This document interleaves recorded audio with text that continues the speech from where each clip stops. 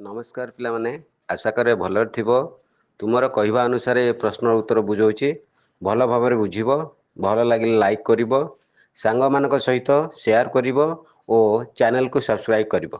एबे आस नवम श्रेणी बीजगणित अनुशीलनी 2 ए रो प्रश्न 19 रो triple I I I I triple I ता आमे समाधान करिबा।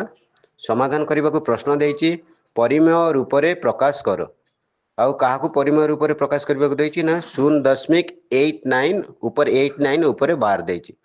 एबे समाधान करिबा 0.89 ऊपर बार दिया जाइछि 89 ऊपर बार दिया जाइछि जोटा कि एक असीम पौनपणिक दशमिक भग्न संख्या। आमे लिखिबा कोन ना मने कर x इक्वल 0.89 ऊपर बार 89 ऊपर बार कहले कोन 8989 एटा कोन होबो ना पौनपणिक भाव रहिबो जोटा कि हेगला कोन ना 0.898989।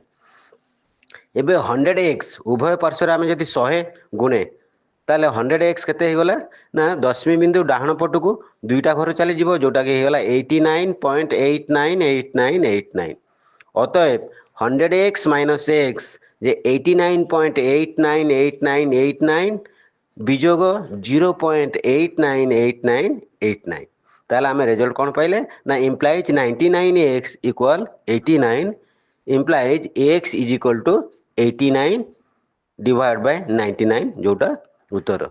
जो आंसर टा जदि भल लागुथिबो ताले लाइक करिवो शेयर करिवो एवं चैनल को सब्सक्राइब करिवो। जय जगन्नाथ।